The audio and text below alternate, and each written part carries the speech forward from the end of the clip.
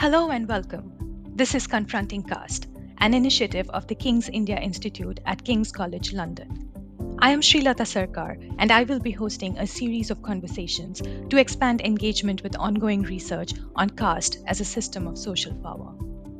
Today we have with us Dr. Niranjana Ramesh, who is a Leverhulme Early Career Fellow at the London School of Economics. Niranjana is an urban geographer who has previously worked as a journalist. She received her doctoral degree in geography in 2018 from the University College London. Welcome, Niranjana. Thank you for joining us on Confronting Caste. Hi, Trilata. Thank you for inviting me. I'm really excited to participate in this podcast now. Great. So, you have been writing about Chennai for several years now and working on and in Chennai for several years. So, maybe we can start with an introduction to the city for our listeners from your perspective and, kind of talking about the different waters that the city inhabits, the waterscapes of Chennai, if you will.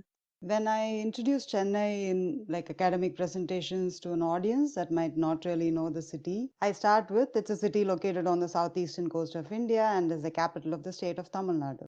These are like fairly obvious statements, obviously, but to me, those were also the imaginations that sort of grounded the city in my mind as I was growing up in Madurai, another city in southern Tamil Nadu. So, like, for what I mean by that is its coastalness, that Chennai's coastalness was always integral to its identity for me, and it was supposed to be this modern capital of Tamil Nadu, as opposed to the ancient Tamil city of Madurai that I lived in. Chennai was also importantly the seat of political power and Dravidian modernity. I'll talk about it a bit more at the end, maybe.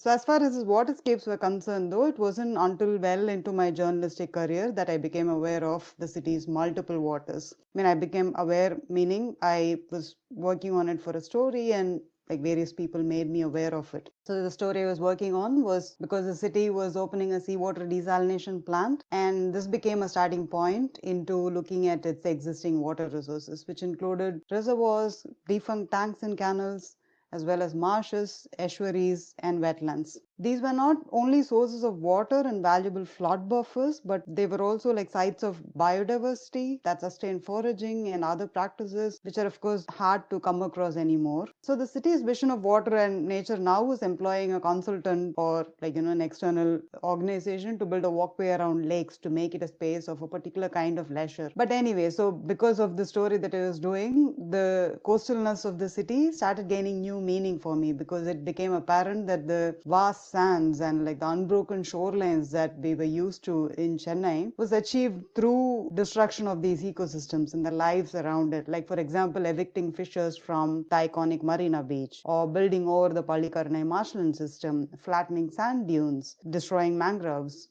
obviously, and so on and so forth. So, in my eyes, then it wasn't coastal in the sense of vast beaches anymore, but coastal in how multiple estuaries had shaped the city's soil and waterscapes. And this also maps on to how the city gets flooded during rains and how its groundwater table is understood popularly. That say X area has sweet water or Y area needs deep borewells, etc. But before we go into the spatiality of water, I think it also helps to have like a rough image of the city's geography in your mind. So Chennai hugs the sea to the east and spreads north, south, and west. Because of this, the shaping of the coast, on a map it appears like a flipped letter D, let's say roughly. Immediately to the city's north is Andhra, a different state. So there's some political limit to how much the city can expand in that direction. But there's no such obstacle in the south or the west. So this has so far worked to the advantage of the Pulicat Lake ecosystem in the north, which is what borders the city in the north. Pulicat Lake, if you're not aware, is India's second largest brackish water lake and so on and so forth. This whole ecosystem, however, involves the Pulicat Lake, the sea, and the Kosasalayar estuary. Kosasalayar is one of the 3 or 4 major rivers in the city. I say 3 or 4 because people usually count Adayar, Kovam, and Kosasalayar, but there's also the river Arani, there is also the river Palar, which lie just outside the city but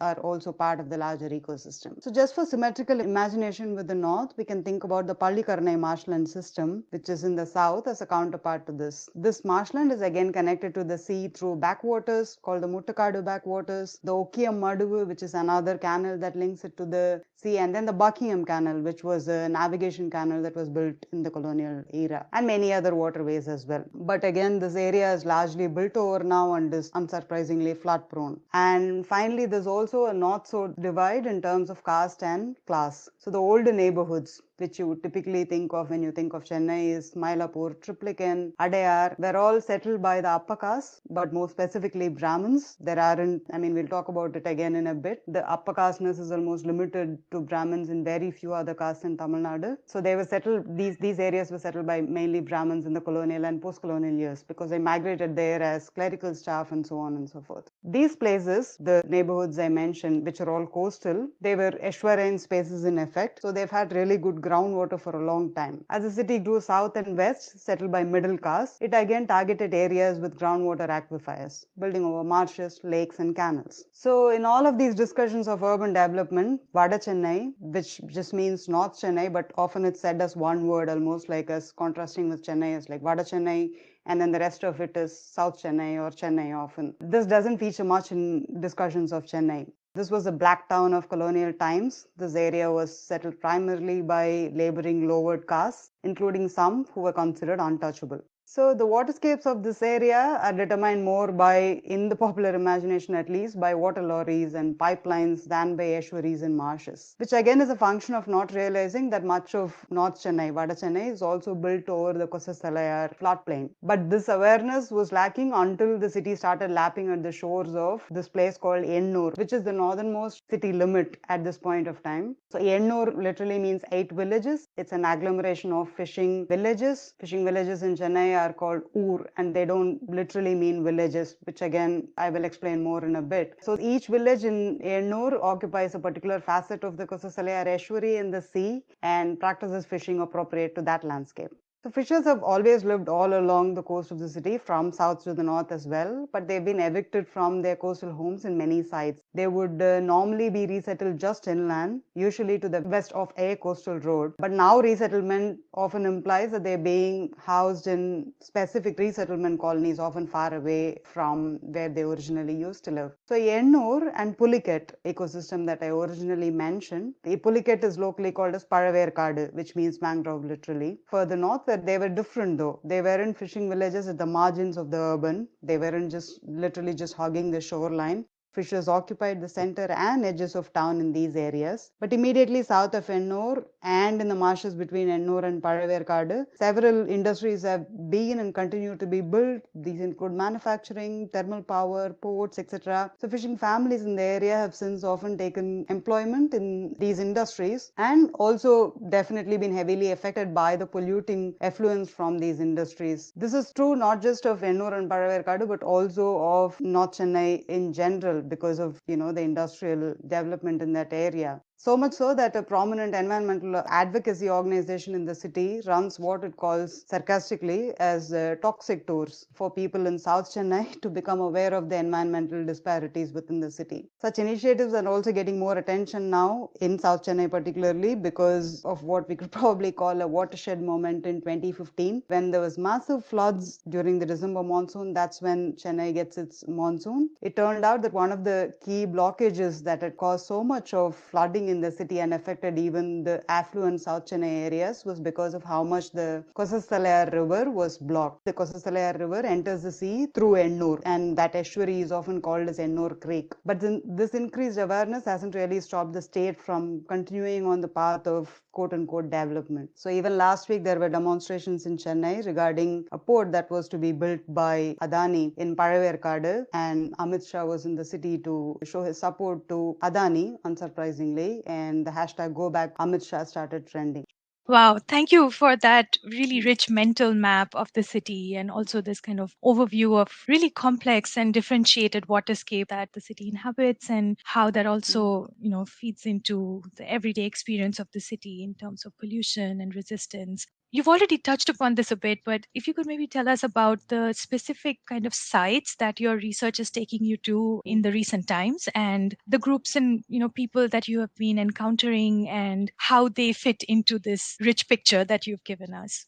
So my most recent fieldwork was primarily focused on fishes in Chennai for my current project, which is the Leverhulme project on the coastal city or the urban sea. I don't have like a perfect title for it yet. So this has by far probably been the most enjoyable fieldwork for me, obviously because of all the seafood I've been eating at my participants' homes, but also because it has been a steep learning curve for me, like understanding the variety of artisanal fishing practices that happen right at the heart of the city and how it uses urban space for this, like all the beaches that are otherwise seen as just leisure spots or as public spots, and how they're being used for this very productive fishing activity. And also beginning to understand the complex ways in which caste plays out in Tamil society at large and Chennai in particular, including the political outlook it engenders among the fishers themselves. So fishing is a caste occupation in northern Tamil Nadu, as in much of India, I suppose. But although in a city like Chennai, like the fishing settlements I was talking about, they aren't necessarily only comprised of fishers, because now they are also like housing for the urban poor. So if you visited a place like Patinapakam, which is one of the prime well-known fishing settlements in the middle of the city, or Odamanagar, which is another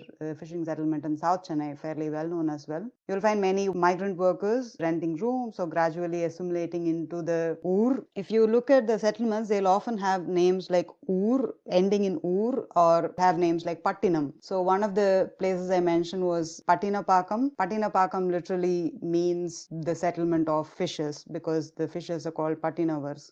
And Ur usually just refers to a place, but it is translated now in English language media as village, and this is a problem, and I'll explain why in a bit. So the fishers, like I said, they identify as Patinavars or Patanavars, depending on the pronunciation, which is literally means belonging to the Pattinam. Pattinam means, now it means city, but in like ancient Tamil, it meant specifically a seaport or a trading town. In this case, it didn't start referring to Chennai because Chennai was a colonial town, although it was called Chennapattinam. The more prominent trading areas were further south in Tamil Nadu. There were towns like Nagapattinam or Kayalpattinam and so on and so forth. So these are all like, really ancient trading towns in Tamil Nadu, and you can trace these histories of trading between Tamil Nadu and Southeast Asia and the Arab world and so on and so forth through these trading towns. And there have also been dynasties which have conquered parts of Southeast Asia through these sea routes. But this is not really like an assertive claim that I can make, because the history of fishers or seafarers is quite complex as well as fluid, and it's quite difficult to pin down. So for instance, the caste names associated with ancient Tamil towns that I just mentioned were from what we have of Sangam literature. Sangam literature is this ancient Tamil literature that usually we refer to when we talk about Tamil history and the origins of Tamilness. So this literature also carries more information on the coastal caste called Paravar or Paradavar. Just to be clear, this literature comes from 1st to 3rd century AD, so it's like really old. That's why I said it's a bit difficult to like trace a direct line from then to now and say these were the exact same caste, or this was the position of that occupation. So yeah, this literature also carries information on this other caste called Paravar or Paradavar. There is much more information on them because this was the caste that occupied those other Patnams I was telling you about, like the Kayalpatnam and Nagapatnam and so on. Paravar were also, presently they are fishers. Paravar literally just means to fly or spread, which refers to their seafaring, trading history again. So the Paravar's command of the sea as fishers, pearl and chunk drivers, like to dive for chunks, traders of seafood and pearls, etc., or shipbuilders, artisans, is valorized quite a lot in this literature. The Pattanavars of northern Tamil Nadu, of present-day Chennai, are also said to have practiced a similar range of occupations, minus the pearl and chunk diving, because that is said to be specific to certain parts of the coast, as well as salt making, shipbuilding, etc. Some Paravars also claim lineage to seafaring soldiers and to the Pandya kingdom, which is again an ancient kingdom, which is said to have been a kingdom of fishers, and their flag is the fish, and that's another big story about southern Tamil Nadu anyway. Arab and European arrival on these coasts also mean that there's been a history of religious conversions, and this blurs caste histories a bit more because it circulates further stories of origin and divine connection and so on. Interestingly, the history of the Paravars or Paradavars, the word Paradavar should be coming from the word Paravar, but they often link it to the Bharata kingdom and by pronouncing it as Bharadavar and claim historical lineage to the Gangetic Plain and so on as well. So that's the kind of mythology or stories or oral history that's been circulating in recent times. In colonial society, though, Susan Bailey identifies Paravar as one of the commercial groups who were able to mobilize their acquaintance with the cash economies because they were traders as well. So they had certain familiarity with cash economy, so they were able to become more commercial and not artisan. This is her reading of this history. Ajanta Subramanian, hers is one of the rare ethnographies of fishers in Tamil Nadu, but her ethnography is on the southwestern coast, so it's of another caste called Mukuvar. She also mentions that these mobilities that Susan Bailey mentions, like this becoming commercial or becoming traders rather than artisans, can be limited to individuals rather than to the entire community, and it might not be a communitarian identity as a whole. And it's also helpful to be cautious of all of these origin stories because it may also be a response to the present day stigmatization of things like fishing and all the notions of impurity associated with it. But in any case, the fishers in Chennai who were Pattinavars, they don't, like in everyday conversation, when you ask them about origins, it's not like they're going to go into all of these histories. Maybe it is more common among the Paravas in central Tamil Nadu, but less so with the Pattinavars. But Edgar Thurston, he wrote this treatise on the caste and tribes of South India and so on. He's a colonial officer, and this was from the early 20th century. He also mentions that the Pattinavars also claim the commercial caste title of Chetty, which is true, which you do see in Chennai now, but the Chetty is not interpreted as a commercial caste today. They identify themselves as headmen of the village they are from, and it's a Chetty family and so on, which is the leader of the village and so on. So there is this very vague history that I'm able to present of the Pattinavar caste or the fishers in Chennai today. Interestingly, despite all of this varied illustrious histories that you hear of fishers, which can also be read as a certain kind of cosmopolitanism because they aren't like talking about a traditional occupation as something that they are wedded to, and there is some fluidity because arising out of the mobilities they have with their boats and so on, and they trace connections to Burma and Malaysia often as fishers as well as traders. So there's a certain kind of cosmopolitanism that you can read into it, which I am inclined to link to present day status in Chennai as well, as people who are seen as slightly outside of the normative capitalist society because of the way the fishing trade works and because of the fact that they don't fit very easily into the Vedic caste system otherwise in Indian society at large. But of course, this position hasn't lasted for long because, like I mentioned, things like port building and other infrastructures, that the capital has now started encroaching into the sea, and that means that this position may not be sustained for long. And all of this I spoke about was without including the inland fishing caste, who also live in Chennai because of the river estuaries, and they are called Sembadur or Parvatarajakulam, but I haven't worked much with them. My work has been primarily with the coastal, like the sea fishing caste. And the thing that the imagination of the sea fishing caste that is sustained throughout this history perhaps is their boat called a katamaram, which is what we call as catamaran in English. Katamaram means literally wood tied up. That technology of the katamaram is something that's been valorized right from colonial era literature until now, until very recently. It's only after the tsunami that everybody was given fiber boats and so on, and catamarans are largely absent. But until very recent times, there's this persisting imagination of like a fisher going out into the turbulent sea on his very fragile but apparently a vessel that's very well suited for particularly turbulent seas, because it's precisely because of its simplicity and lightness almost that it's able to navigate these seas and so on. And so that particular knowledge of being able to navigate the sea with this simple vessel has been persistent throughout history. Right. That's really interesting what you said about, caste groups tracing origin stories and genealogies that are not entirely sort of direct and linear, but, are quite complicated. And also because of their kind of undecided position with respect to the capitalist economy, as you said, but also the Vedic caste system that is otherwise dominant. So given that sort of background, how would you place these caste groups in the contemporary hierarchy, both in terms of administrative categories coming from the state, but also in terms of, material conditions and socioeconomic status and just sort of everyday experience of, dignity in life?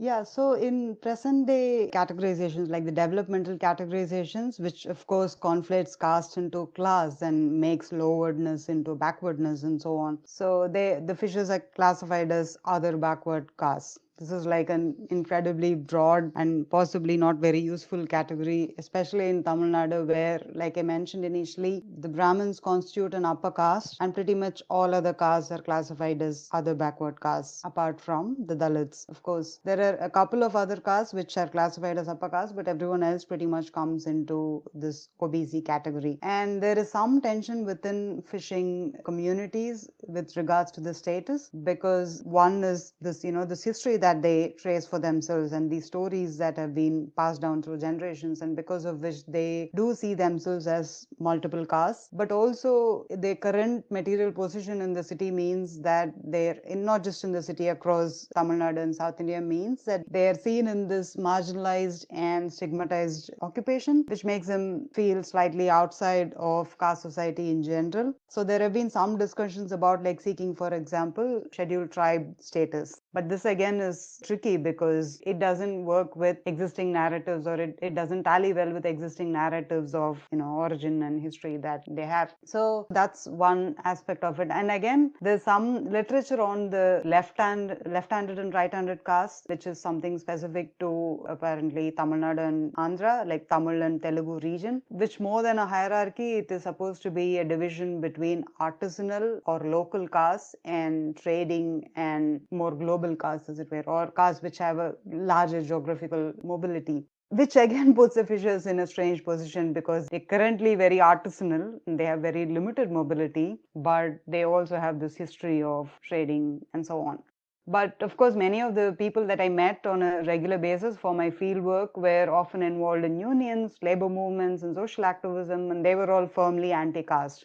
So they wouldn't necessarily go into these caste histories and so on, or community histories, but which also again is framed as kind of a problem with respect to political contestation and spatial contestation within Chennai, because there isn't like a singular narrative, or there isn't a unified narrative that the fishing communities in general are able to present as against these development initiatives. So for a long time, the impulse was to go with, oh, I'm also going to become modern. I'm also going to become developed, and I'm not going to practice this traditional occupation. So I'm going to become part of this urbanization process. But that is now becoming evident to many fishers. It's not really a promise they can rely on. So there's in fact a younger generation which is investing more heavily again in fishing and trying to practice the craft more seriously and so on. So there is some community pride now, but there is the reluctance to articulate it, especially from activists and fishing union organizers and so on, to name it as a communitarian struggle, because they are not as comfortable articulating it themselves as, say, like a Dalit activist might. And they even say that I can't say this, but that Dalit activist is able to say this because there's a more clear history of oppression, and I don't have that history to articulate myself in that way. And they're also critical of the narratives of pride that certain members of their own community might say. So this is their position. But this is all from a self-narrative point of view. From the point of view of the modern caste, let's say, quote unquote modern, clearly, castes that inhabit the city, including the upper caste Brahmins and other middle castes, fishers are seen as marginalized peoples. They are seen as lower caste people, definitely, especially because of their association with this fishing trade, which is considered polluting and smelly to a certain extent. And we'll come to that in a bit. So from an external point of view, they're definitely seen as people who have to be modernized. And often fishing settlements are dismissed as slums by upper caste and middle class residents of the city. Or, like I mentioned, the term Ur or Pattanam used to historically mean a town. It was the antithesis of what the rest of Tamil Nadu was. This was, in fact, the urban in traditional Tamil language. But now it is translated as village, or even more problematically as a hamlet in English language media. So they'd often say, oh, this road project might evict a fishing hamlet, as if it was something that was quaint and from a different era that was currently present within the city. So that's the interaction they have with the city now. I was really struck by the terminology of left-handed and right-handed caste groups, which I actually hadn't encountered before. So which one is the artisanal and which one is global trading? Which hand represents what? Okay, I am not like super familiar with that history either, but left is artisanal and right is the global trading one, but one wasn't supposed to be less than the other necessarily. Yeah, no, I'm just out of curiosity. Right. So then let's Yeah, come to yeah, one of the topics that you've been writing about recently, which is about food and yeah. about, what kind of food city Chennai is or should be seen as. What do you think of when you think of food in Chennai? And of course, working with fishing communities, seafood is a central element of it. But if you can just elaborate a little bit more on food cultures in Chennai. So Chennai isn't known to be like a food city. I'm sure, when you were growing up as well, it wasn't like, oh, Chennai food is amazing. It's not something you hear. Even within Tamil Nadu, like Madurai, the city I grew up in, was better known for food. That's known as a food city. It has like all night food shacks and so on. Or like Bengaluru would be like a place where you would talk about like the Indo-Chinese food and like the snack culture and so on, but not so much Chennai. And food in every city is supposed to be something that journalists write about, and it has become quite fashionable to cover urban food. So when people write about Chennai or talk about Chennai, it's often about dosa or idli, and very strangely, filter coffee. Filter coffee is a particular kind of coffee. And there's this, I don't have to talk about this because Venkatachalapati has written this edited volume called In Those Days There Was No Coffee, which is talking about the upper casteness of coffee and all kinds of these very vegetarian, very upper caste preparations. I mean, not that dosa and idli are upper caste preparations, but they are often associated with, sambar and chutney and not with, let's say, a chicken curry or a fish curry, which is sort of the most common food among fishers naturally. So these are the kinds of associations that people have of food in Chennai. But of course, this is not really true for many reasons. Like we know by now, because so many organizations have written about this and NSSO surveys have repeatedly shown that India as such is not a vegetarian country, obviously. And South India, Tamil Nadu, even Chennai is almost 98% meat eating. So this is not a city that is known for, or this is not a region that's known for its vegetarian food or vegetarianism in any way at all. And Chennai in particular might in fact be overrepresented in terms of vegetarianism because, like I said, the Brahmin migration from other fertile regions of Tamil Nadu, like the river plains of Tamil Nadu, into Chennai during the colonial and post-colonial times as clerical staff and so on, has meant that there is an overrepresentation of Brahmins maybe in Chennai. But even then, it's still a numerical minority. So this is the caste foodscape of Chennai, as it were. But it's also a question of when we talk about these food cultures, right? Like it's a question of what kind of, who's writing about these food cultures and for whom does this food culture exist? Because there's always been a very vibrant food culture that hasn't been about idli, dosa and filter coffee only. That hasn't always been about these upper caste aesthetics of food even, like let alone the specific types of food, let's say. And there have been, for instance, now one of the things that has become quite famous in Chennai is Burmese food, like, or rather Tamil Burmese food, because of the migration of, or the return migration of Tamil Burmese during the Second World War from Burma. And they were all settled in Chennai essentially because they came back as what today would be called refugees. So there are several Burma colonies, and these are all usually also situated in North Chennai. So they are lesser known by the affluent South Chennai residents or by English media journalists who are often from South Chennai themselves, right? And they're also often upper caste. So this is becoming really popular. And vloggers and Instagrammers and so on, now they're also able to popularize things like street food, fish as food, seafood, and many other types of subcultures in Chennai much more prominently. And this may, of course, be two parallel things. Like someone who follows English language and mainstream media might never encounter this. And these parallel narratives can sustain for a really long time about Chennai and its food. So, but at least there's alternative media that you can follow and you can get to know about food cultures in the city. But even in that, as much as things like biryani or chicken and mutton preparations are popular, there isn't as much of, let's say, narratives about seafood in Chennai as one would expect for a coastal city, which I've just described is continuously inhabited by fishers along its coast unless they've been evicted. But even then, they still look quite closely and practice fishing as an occupation. And this is really funny because almost every beach you go to in Chennai, however much you try to avoid it, you're going to see several boats parked on the beach and you're going to see several nets which are drying on the beach and so on. And if you go in the morning, you often see fishers coming back with boats and their catch. Or if you go in the evening even, like because they're urban fishers in a sense and you can't rely on a particular mode of fishing, people often go in the evening as well. So you in fact see fishers coming in and out of the sea more often than even before these days in Chennai. And at particular times of the year, particularly winter, which was when I visited last January, February, you see fishers even practicing their craft from the shores. There's one specific kind of net net called a modavalai or a surukvalai, which translates as a purse net, which is a highly contested mode of fishing in like global fishing, because a purse net refers in English to a net that sweeps the sea and sort of collects everything as a purse. But the purse net that the fishers are using is much more small scale, and it doesn't really sweep the sea floor. So they go out into the sea and they drop this net, and then they come back to the shore and start pulling the net from the shore. And you see like 10, 12 people standing in a line pulling in a net. And usually a particular fishing ur or a village would have, let's say, 3 or 4 nets, and many people in the village get together to do this mode of fishing. So you see all of this, but then you don't really make the connection to the fact that it is bringing in food. So when these occupations are written about, these practices are written about, they're written about as livelihood, they're written about as traditional occupation,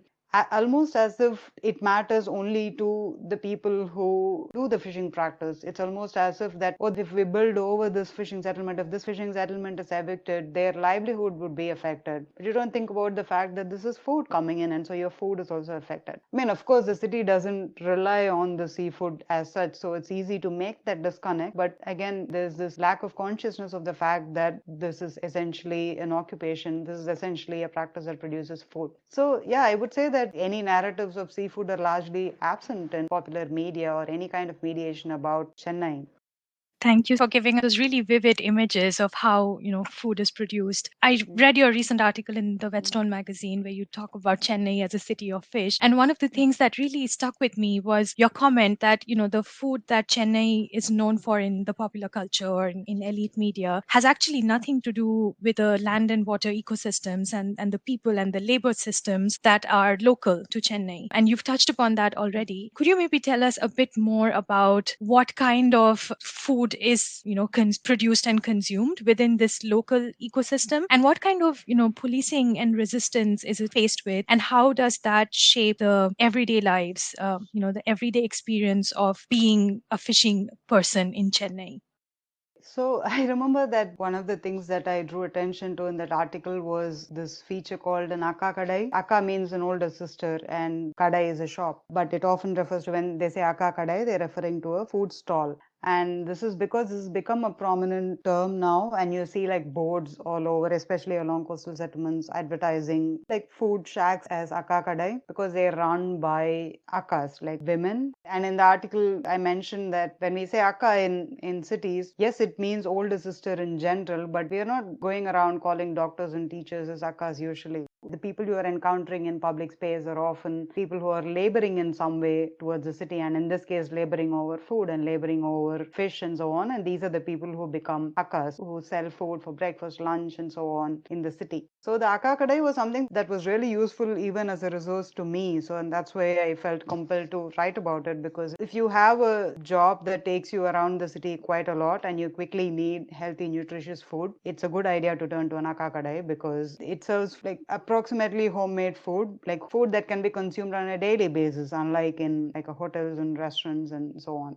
So yeah, so these akka kadais, I relied largely on them because I was always staying in temporary accommodation when I went for my field work, and to me it became like a really important resource. And often the people who would eat around me in these akka kadais were working class, and even if they were more middle class, they're most likely to be men rather than women. At least in the working class, there would be more women eating there. So this is the kind of space we are talking about. And the akkas I'm talking about, they come from, especially in the coastal areas, because I was conducting mostly fieldwork with fishers, and in the coastal areas, I was mostly interacting with them. I'm sure these working class foodways in other parts of the city might be different. So many of the akkas that I met in whose shops I would eat were often from the fishing community themselves. And these are because of 2, 3 reasons. One is, of course, because the fishers are by now part of the larger urban poor in the city. So that means, street vending, food vending is, of course, a viable occupation of choice for a lot of the women from the community. But particularly for the women, at least the men are now more, like I said, there's even a revival of fishing among younger men in some fishing villages.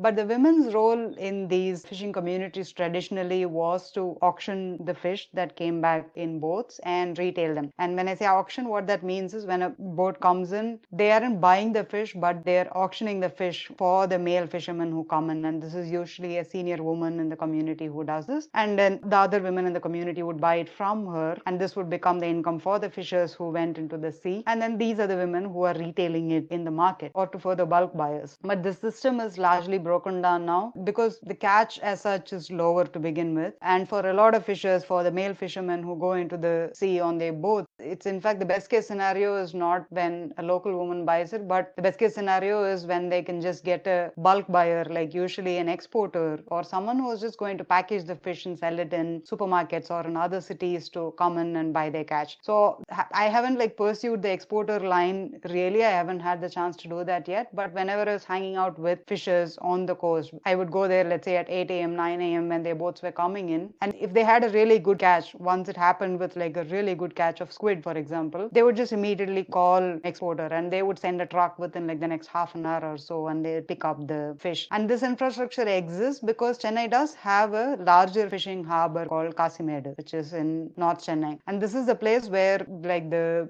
bigger boats, like the trawlers and so on, that's like a more commercial business that happens there. And often the people who work on those boats may not necessarily be from a fishing caste. They may be migrant laborers from elsewhere. So those two may be quite disconnected in some ways as well. So this infrastructure exists and that's often become the way by which they sell fish. Third reason why this is happening is because, like I mentioned, there is a broader notion that being a fisher is like a backward profession, right? So you're not really caste modern in that sense. Ajanta Subramaniam writes it so much better than what I'm probably going to say that, and I'm sure like anyone who writes about caste in Indian cities is probably now using this, that there is also like a caste modernity that you're aspiring to, not just an urban modernity. So if you want to be urban and if you want to be urban in the sense that we know today and not in the sense of, the pattanams that used to exist before. And if you want to be, if you're in the, aspirational caste hierarchy, then the women in your home don't work, right? Especially in an occupation which is considered dirty or which is supposed to be very public facing and so on. So women in your household aren't supposed to be involved in that. And that would be a sign of respectability if they weren't involved in that. So this is reduced quite a bit. So you do meet a lot of fishing families where they say, oh no, my wife doesn't work anymore because, I make enough money. And that didn't used to be very common because they were what the older fishers sometimes and the fishing union activists would often describe the women as the marketing arm of the fishers. So that's broken down quite a bit now. So even if women do want to work in the public sphere from the fishing community and they do need the income, this is not a viable route that's available to them to just because it's much easier for a fisher to just call an exporter or a packaging company to come and pick up his fish. This elaborate background is to talk about an akka kadai. So this is why you see a lot of women being involved in the food business. This is not to say there aren't fish markets. So just to add, there are fish markets near every beach and there are still women from the fishing community who are involved in the direct selling of fish. But this may not necessarily work in the same way as before. So they might actually be going to Kasimedu, the fishing harbor I spoke about, to pick up fish like really early in the morning at say like 2 a.m., 3 a.m. and they'd come back to their local neighborhoods and sell fish at say like 7 a.m., 8 a.m. That's one thing that still does happen. And sometimes they do buy fish directly from the boats, especially if it's not like fish that an exporter would be very interested in, like small fish like sardines or really small mackerel and so on, then it's more available for local consumption. So the akkas who run these food shops, they again source food from local markets and sometimes from Kasimedu and so on, and they run these food stalls. And they're not only selling fish, they're selling a whole meal essentially. So if you go for breakfast, there'd be like idli, dosai, pongal and other things and sides for that. And during lunch, there would be like rice and some other curries plus fish fries. And this fish fry is what was particularly exciting for me because you get like this really fresh organic fish and so on that's being fried right in front of your eyes and it is delicious. It's something that, let's say, a Hackney hipster could easily profit out of. And this is something that someone who is from like a more middle class, upper caste origin would never go consume. But apart from not consuming these foods, there's also let's say a policing of this consumption. I mean, of course, like street vending is probably policed and restricted across cities, but when it comes to fish and let's say quote unquote non-veg foods, the pressure is even higher because there's also self-policing of the smell that might come out of it, or there is almost a self-policing, like why take a chance, like why get reported. Most likely many of them would not have like a proper permit to run their stalls and so on. They're just setting it up and they work with the local police, and the local police do work with them to make sure that they're able to run their business, because the official permit system would be almost impossible for them to get and so on. So this works on almost like a system of patronage and like local understanding. So why make trouble by selling like, quote unquote smelly food? So they may sell fish but not dried fish, for example, or they might sell chicken but not fish, because fish is more flavorful and hence more smellier than the local chicken. So this is the foodscape we are talking about in the coastal neighborhoods.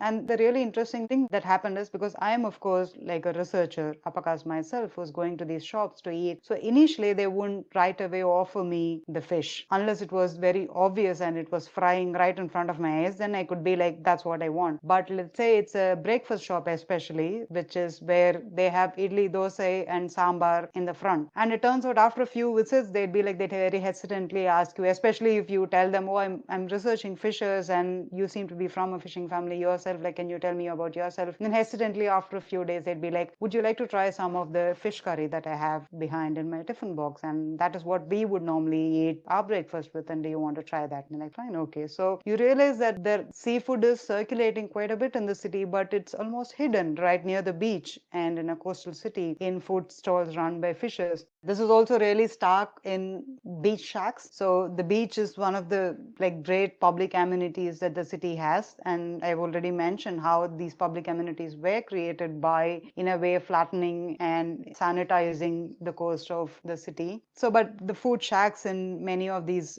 beaches are run by fishing families as well again. But if you go to a beach shack, in like say about 25-30 food shacks, you would find one which sells like fried fish as a snack. Some of them in like particularly the South Chennai neighborhood would even advertise themselves as pure veg, just to make it clear that they don't have like another like side business running fish either, just so their oil would be pure and it wouldn't be polluted by all of this fish smells and so on. So there it becomes really obvious the kind of caste hegemonies that the fishers are negotiating. Since we've been speaking about fish, fishiness, and smells, it reminds me of, the idea of sensory politics that we talked about in the first episode of the podcast with Shivani and the leather industry. So you have also been, thinking through the sensory politics of fish in Chennai, and you've been trying to sort of theorize around some terms.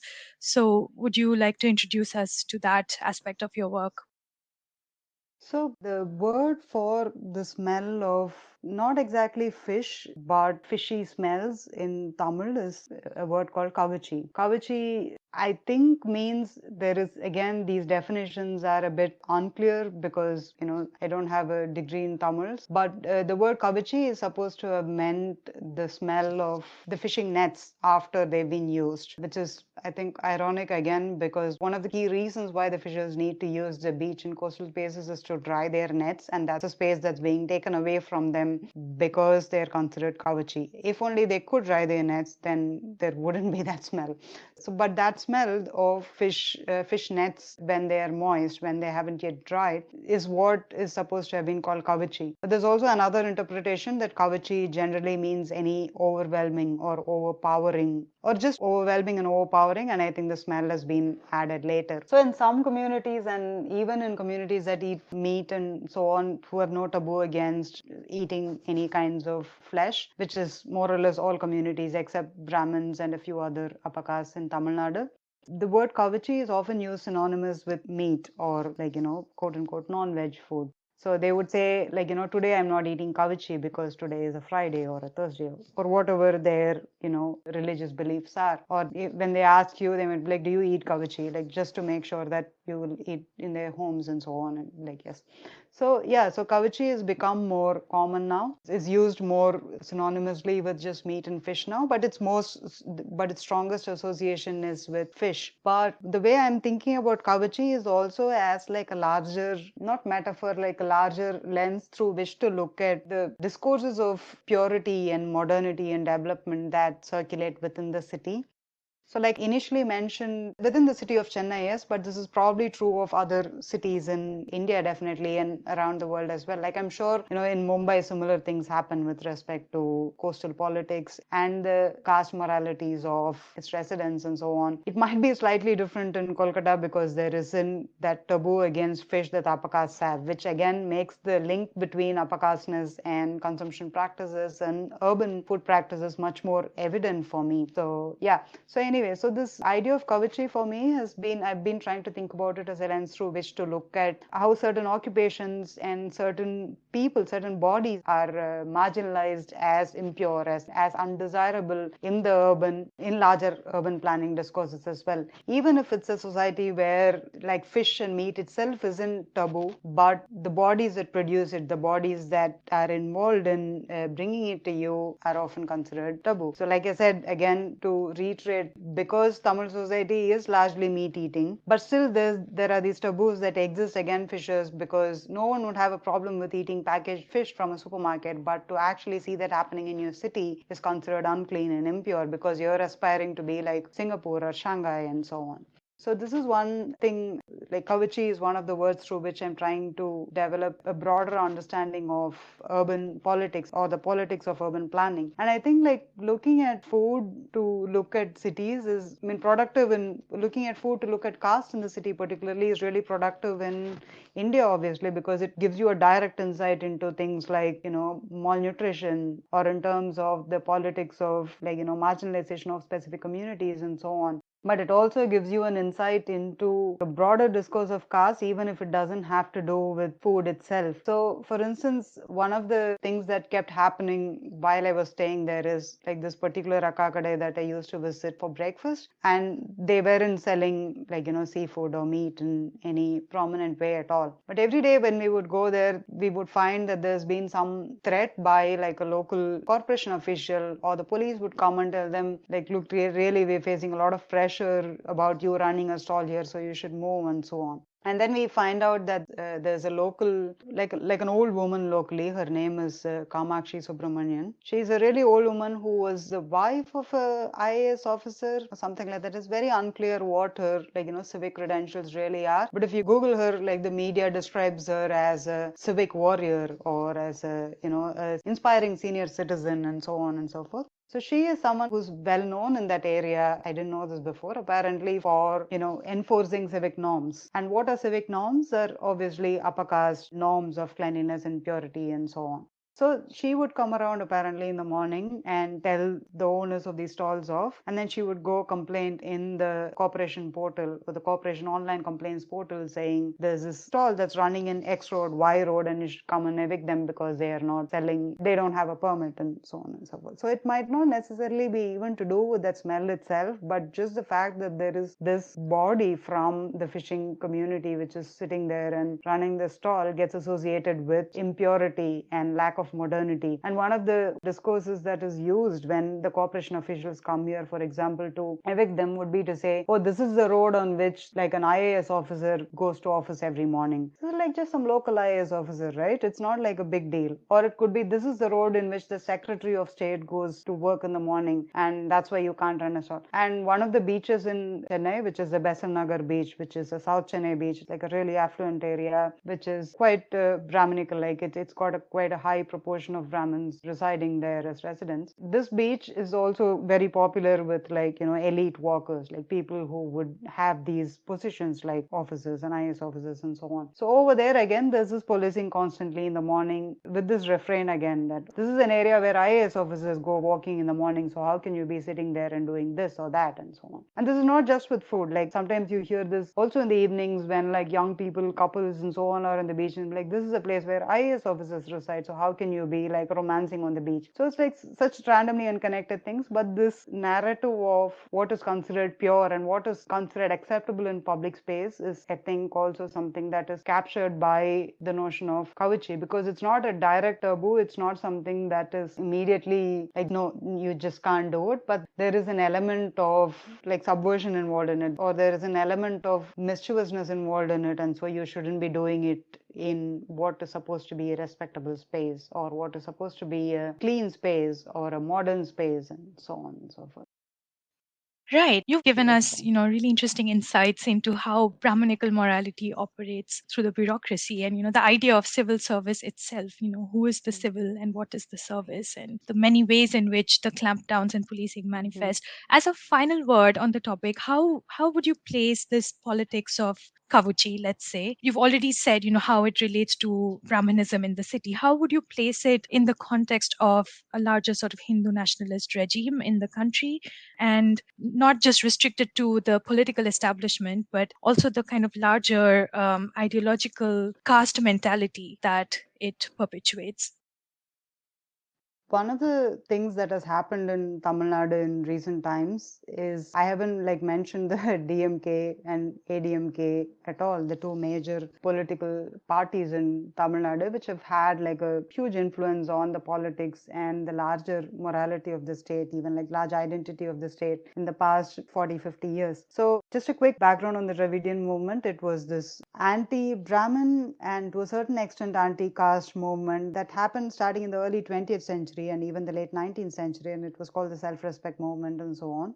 And both the DMK and the ADMK were parties that grew out of this movement. In the DMK was the first offshoot that happened in the 40s. The initial self-respect movement was started by people who used to be part of the Congress, and then they were like, electoral politics doesn't work because it's Brahminical, and so we want to get out of it, and so on. And there's some narratives of this movement has also been, it was also led by landowning castes, and so it wasn't like fully anti-caste, but rather in selective ways anti-Brahminical, I'm sure. So, and there are also other narratives of that not being the essence of the larger movement, but obviously there were a few people who profited out of the movement by positioning themselves as anti-Brahmin, but not necessarily entirely anti-caste.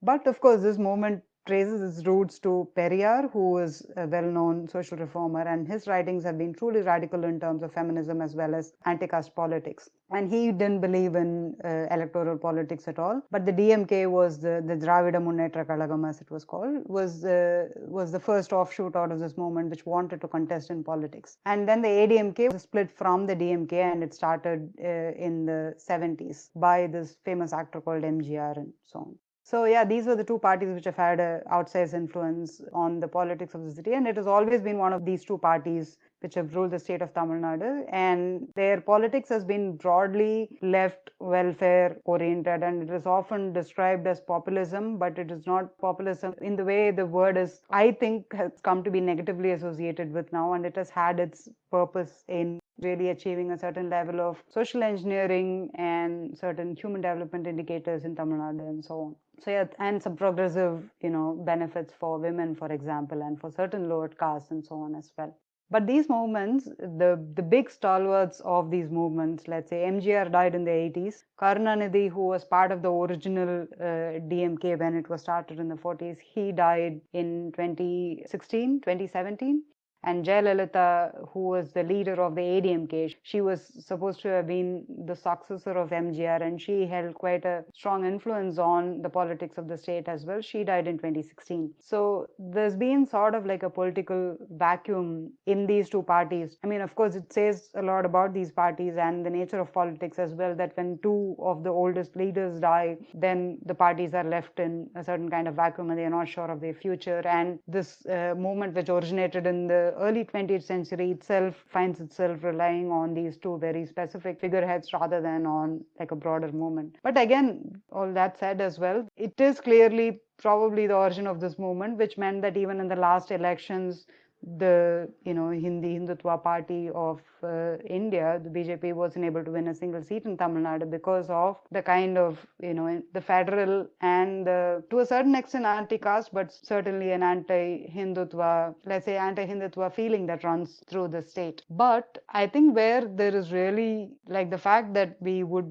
like everybody, progressives are anxious about the upcoming state elections next year in Tamil Nadu, says about the limitations of the kind of Dravidian modernity that has been a feature nature of the state. Like I said, yes, this has been a broadly progressive movement, but has also relied largely on very, very normative developmental narratives. So, for instance, like all the industrial development I spoke about was all on the basis of the fact that these are all caste non-moderns which have to be modernized through like industrial development and so on. And this has broadly been the left view as well, like at least in India, that we need to industrialize and we need to get people into the formal workforce and so on and so forth.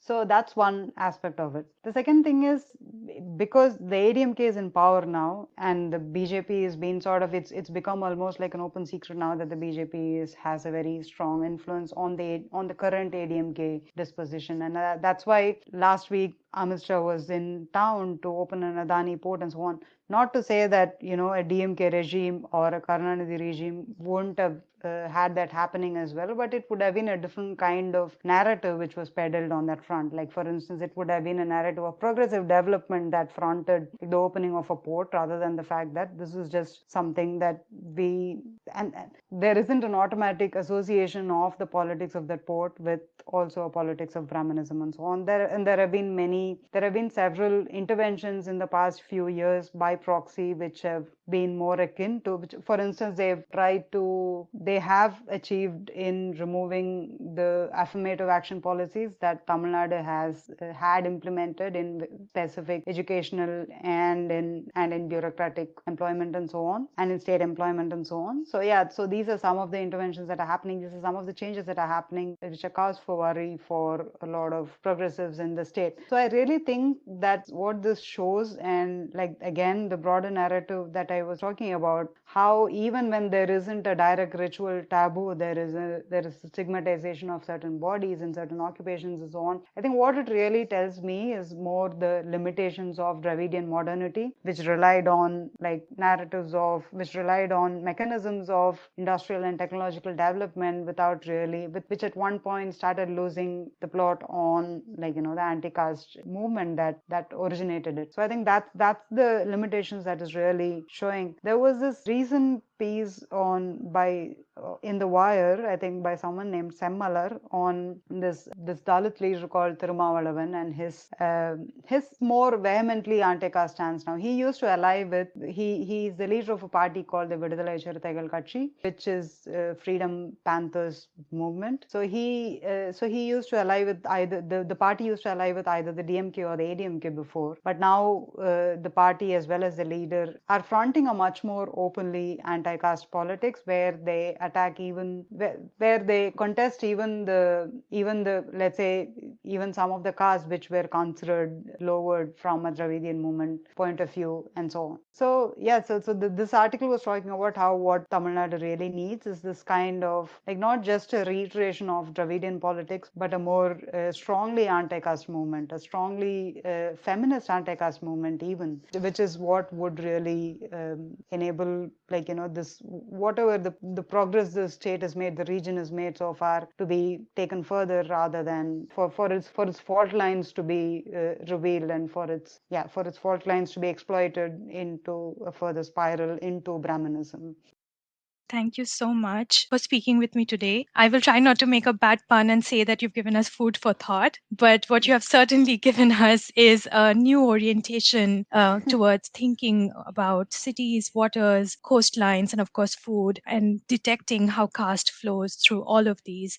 So thank you again for coming on Confronting Caste, and I very much look forward to your ongoing work and reading more about it. Thank you so much for having me. You have been listening to Confronting Caste. During the academic year of 2020-2021, we will be releasing fortnightly episodes of this podcast that you can listen to on all major hosting platforms, including SoundCloud. To know more about our panels, seminars, and workshops, visit kcl.ac.uk/KII/events.